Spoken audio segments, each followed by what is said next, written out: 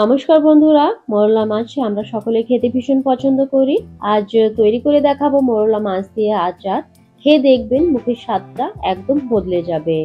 আজ মোরলা মাছের এই আচারটা তৈরি করে দেখাবো টমেটো দিয়ে। চলুন তাহলে রেসিপিটা শুরু করা যাক। মোরলা মাছের আচার বানানোর জন্য এখানে আমি নিয়ে নিয়েছি মোরলা মাছ আর তার সাথে নিয়ে নিয়েছি টমেটো। মাছগুলো ধুয়ে কেটে পরিষ্কার করে নিয়েছি। আর এখানে আমি 250 গ্রামের মতন মোরলা মাছ নিয়েছি।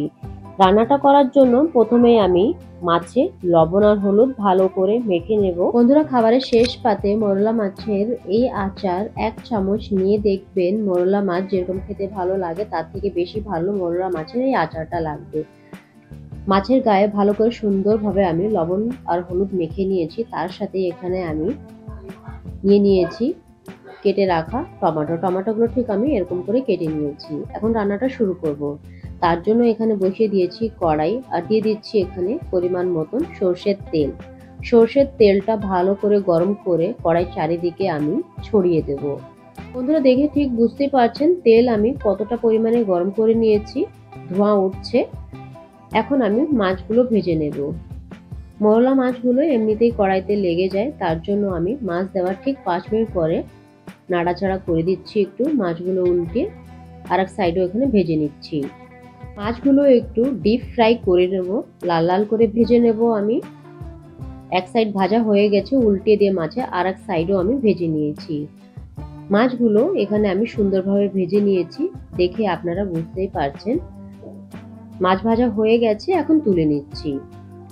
এই মাছ ভাজা তেলের ভেতরেই ফোড়নের জন্য দিয়ে দিচ্ছি একটা তেজপাতা, শুকনো লঙ্কা আর কালো সরষে। আজ এই আচার রেসিপিটা আমি তৈরি করছি কালো সরষে দিয়ে। আপনারা যদি চান তাহলে 5 ফোড়নও ইউজ করতে পারেন। ফোড়নটা সুন্দরভাবে এখানে আমি ফ্রাই করে নিয়েছি। এখন দিয়ে দিচ্ছি কেটে রাখা টমেটো, স্বাদ মতন লবণ আর হলুদ দিয়ে ভালো করে এখানে মিক্স করে নিচ্ছি। 2 থেকে 3 মিনিটের মতন ভালো করে এখানে আমি নাড়াচাড়া করে দিচ্ছি। বন্ধুরা, মোরলা মাছে টমেটো দিয়ে আচার রেসিপিটা আমার মায়ের কাছ থেকে শিখেছি। উনি খুব সুন্দরভাবে রান্নাটা করেন। এখন অ্যাড করে দিচ্ছি ঝালের জন্য একটু গুঁড়ো লঙ্কা। আচার একটু ঝাল ঝাল মিষ্টি মিষ্টি হবে, খেতে বেশ ভালো লাগবে। গুঁড়ো লঙ্কা অ্যাড করার পরে আরেকবার সবকিছু ভালো করে এটা আমি মিক্স করে দিচ্ছি।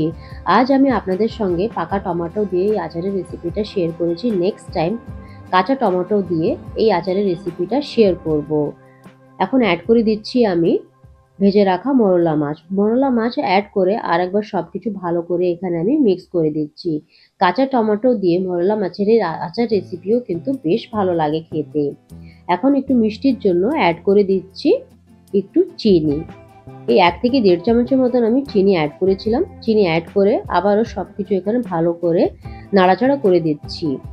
বন্ধুরা, আজ আমি আপনাদের সঙ্গে মোরলা মাছের আচার রেসিপি শেয়ার করেছি। আমার চ্যানেলে মোরলা মাছের নানান রকমের রেসিপি দেওয়া আছে, আপনারা যদি চান তাহলে ভিজিট করে দেখে নিতে পারেন। সবকিছু ভালো করে নাড়াচাড়া করে দিয়ে এখানে আমি 2 থেকে 3 মিনিটের জন্য ঢাকা দিয়ে রান্নাটা করে নিয়েছি। 3 মিনিট পরে ঢাকনাটা খুলে দিয়েছি। আর দেখুন বন্ধুরা, টমেটোগুলো একদম সফট হয়ে গেছে। অলমোস্ট আমাদের রান্নাটা হয়ে গেছে। আরও আমি 2 থেকে 3 মিনিটের মতন গ্যাসের ফ্লেমটা একদম লো রেখে রান্নাটা এখানে করে নিচ্ছি। বন্ধুরা, আমার মোরলা মাছের আচার রেসিপি অলমোস্ট এখানে কমপ্লিট হয়ে গেছে। আশা করছি আপনাদের ভালো লেগেছে। ভালো লাগলে একটা লাইক আর কমেন্টের মাধ্যমে আমাকে জানাতে ভুলবেন না। আপনাদের কমেন্টগুলো পড়তে আর তার রিপ্লাই করতে আমার কিন্তু বেশ ভালো লাগে। আর আপনারা আমার রান্নার ভিডিওটা কোথা থেকে দেখছেন ওটাও অবশ্যই কমেন্টের মাধ্যমে জানাবেন। আশা করছি আজকে মোরলা মাছের আচার রেসিপি আপনাদের ভালো লেগেছে। ভালো লাগলে একটা লাইক আর শেয়ার করবেন। চ্যানেলটাকে সাবস্ক্রাইব করে আমাকে সাপোর্ট করবেন। তাহলে দেখা হচ্ছে নেক্সট অন্য কোনো ভিডিওতে অন্য কোনো রেসিপির সঙ্গে। ততক্ষণের জন্য টাটা, বাই বাই।